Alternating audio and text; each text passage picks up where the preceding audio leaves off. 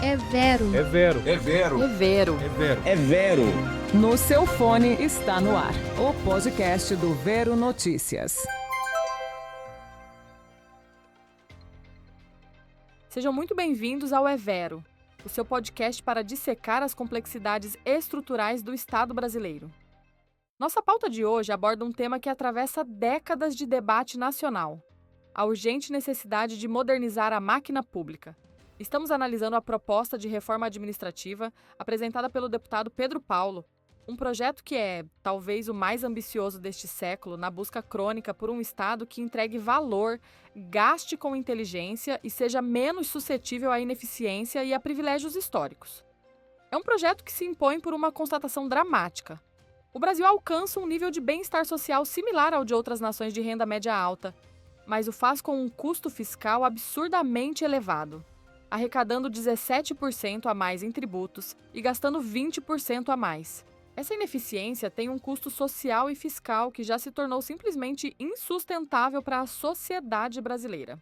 A essência da proposta é uma ruptura paradigmática, Vera. O projeto mira a migração de um modelo burocrático, cartorial e de procedimentos para uma gestão orientada fundamentalmente por resultados. Essa é uma abordagem que ecoa as melhores práticas internacionais, como a nova gestão pública, NPM, e o mais recente neoweberianismo, alinhando o Brasil às diretrizes preconizadas pela OCDE, que foca em desempenho, eficiência e efetividade. O cerne da mudança é a institucionalização de um ciclo de gestão de 3 pilares: o planejamento estratégico de resultados, os acordos de resultados anuais que vinculam metas e a avaliação periódica de desempenho, que se torna a base para a progressão na carreira e o pagamento de bônus, mas também, e isso é crucial para o desligamento em caso de desempenho insatisfatório, a reforma tenta enfim conectar o planejamento à execução e ao resultado, algo que historicamente falhou no Brasil. A inspiração internacional da reforma não é apenas retórica. O projeto busca replicar modelos de sucesso, citando explicitamente a Nova Zelândia e o Canadá, que consolidaram a vinculação entre orçamento e cumprimento de metas.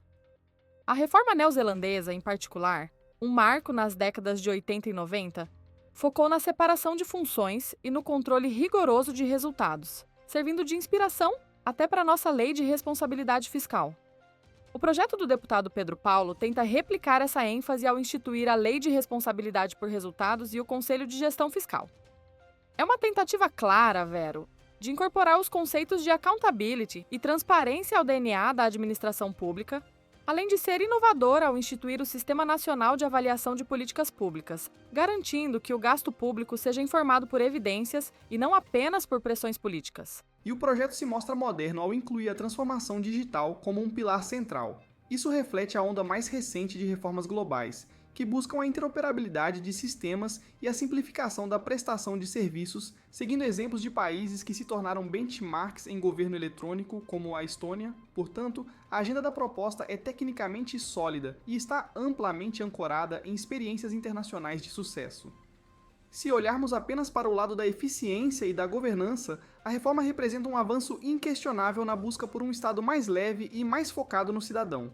O problema surge quando essa busca pela eficiência esbarra nas sensibilidades políticas e nos direitos adquiridos, abrindo a porta para a crítica e a inevitável judicialização. E é exatamente nesse ponto que a máscara da eficiência começa a mostrar suas fissuras, Vero.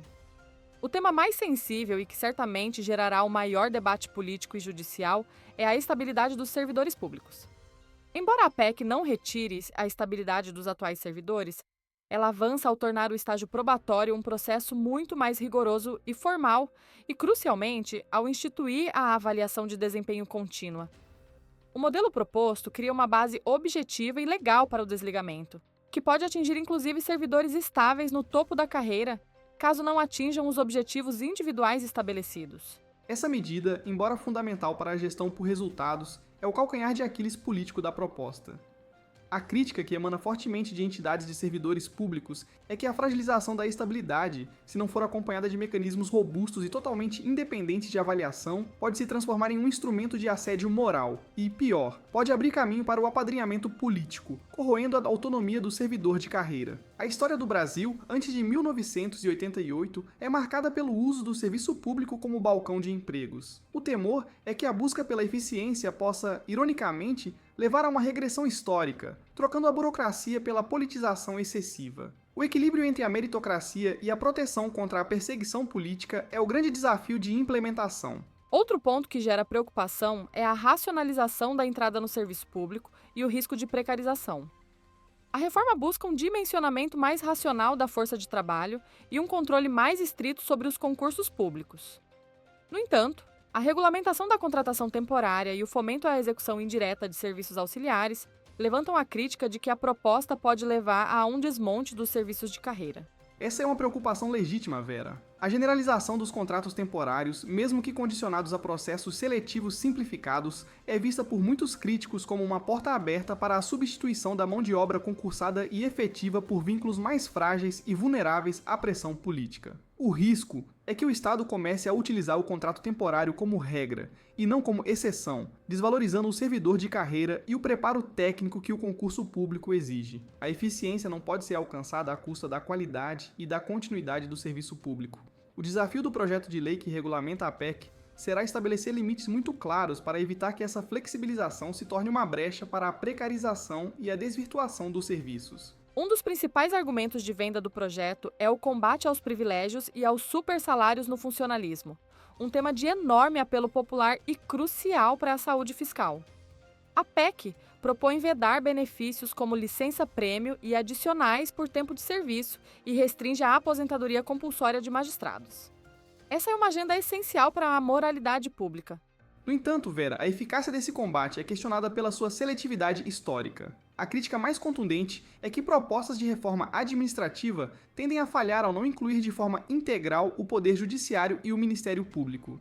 São justamente nesses setores que se concentram os maiores privilégios e as disfunções de remuneração mais gritantes, como as férias de 60 dias e o pagamento de penduricalhos, que são o jeitinho usado para burlar o teto salarial constitucional. Um estudo do CLP revelou que milhares de membros da elite do funcionalismo receberam R$ 12.680, em média, acima do teto em 2022, custando bilhões aos cofres. Se a reforma não atacar de forma frontal essas distorções nas categorias mais bem remuneradas, sua legitimidade perante a sociedade pode ser severamente comprometida. É uma questão de equidade fiscal e política, Vero. Se a reforma foca predominantemente no servidor de carreira do executivo, enquanto trata de forma branda ou incompleta as distorções no topo da pirâmide, a mensagem transmitida é a de que a ineficiência é culpa apenas da base e não dos privilégios do topo. A PEC propõe vedar benefícios gerais, mas precisa ir além, enfrentando o teto constitucional para as categorias que conseguem burlá-lo com maior frequência. Exatamente, a reforma corre o risco de ser percebida como uma caça às bruxas seletiva em vez de uma reestruturação justa do Estado. O desafio é garantir que a lei de responsabilidade por resultados se aplique com o mesmo rigor a todos os poderes. A ausência de um ataque frontal aos penduricalhos e às férias de 60 dias nessas carreiras de elite enfraquece o discurso do combate a privilégios e mina o apoio social à reforma. É uma falha de desenho que, historicamente, compromete o sucesso de qualquer proposta de modernização da máquina pública no Brasil. Voltando ao cerne da nova gestão pública, a ênfase em metas e indicadores de produtividade é, sem dúvida, essencial. Mas mesmo essa abordagem, crucial para a eficiência, enfrenta críticas importantes. O risco é que o foco excessivo na quantidade de entregas ofusque a qualidade do serviço prestado ou desconsidere as necessidades regionais e as peculiaridades do serviço público, que nem sempre podem ser medidas por indicadores frios. A crítica é que a gestão por resultados não pode se tornar uma folha de ponto disfarçada. O desafio é garantir que o sistema de metas seja uma ferramenta de aprimoramento e inovação, e não um mecanismo de pressão por números que não refletem o valor social do trabalho. Medir a produtividade de um fiscal sanitário no interior da Amazônia, por exemplo, não pode ser feito com os mesmos indicadores de um analista financeiro em Brasília. O sucesso da reforma dependerá da qualidade dos indicadores que serão criados pela Lei de Responsabilidade por Resultados, que devem ser justos, maleáveis e focados na efetividade das políticas públicas. O projeto de reforma, portanto, se apresenta como uma agenda de modernização incremental, adotando o que há de melhor em governança digital e gestão de pessoas, mas que caminha sobre um terreno minado de controvérsias históricas. A introdução da gestão por resultados e a busca por accountability são louváveis. Sem dúvida, é um avanço na direção correta. O problema é que o processo de reforma no Brasil é sempre uma disputa de interesses em que a defesa de privilégios se choca com a necessidade de modernização. O risco é que o debate se concentre apenas na fragilização da estabilidade do servidor de carreira, desviando o foco do verdadeiro elefante na sala, que é a disfunção salarial no topo e o problema da ineficiência dos gastos. O desafio político será manter a legitimidade da proposta, garantindo que as ferramentas de eficiência não sejam vistas apenas como instrumentos de desmonte. O balanço da proposta é claro. De um lado, temos o imperativo da modernização do Estado, a inspiração em modelos internacionais bem-sucedidos e a necessidade de combater a ineficiência. De outro, a vulnerabilidade da proposta a críticas de precarização, a apadrinhamento político e seletividade no combate a privilégios. Essa dualidade é inerente ao processo. O sucesso da reforma dependerá da capacidade do Congresso de aprovar a PEC e, principalmente, de um projeto de lei que a regulamenta criar salvaguardas robustas e independentes. As ferramentas de avaliação de desempenho e desligamento precisam ser livres de qualquer interferência política para não se tornarem armas de assédio ou perseguição. Caso contrário, a busca pela eficiência poderá ser vista como uma tentativa de desmonte do serviço público de carreira. A grande conclusão que tiramos, Vero, é que a reforma administrativa é urgentemente necessária e a proposta tem elementos de grande valor. Mas seu destino será decidido não apenas no plenário do Congresso, mas no crivo do judiciário e na arena da opinião pública.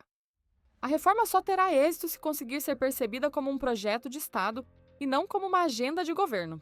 Exatamente, Vera. O placar final dessa disputa será escrito na capacidade de o projeto enfrentar as distorções financeiras do topo da pirâmide do funcionalismo com o mesmo rigor com que trata a eficiência na base.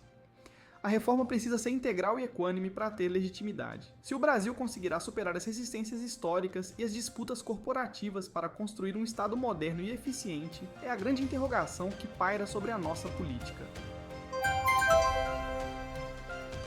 E não se esqueçam, política e economia são nossos assuntos, a verdade, o nosso dever. E isso é Vero.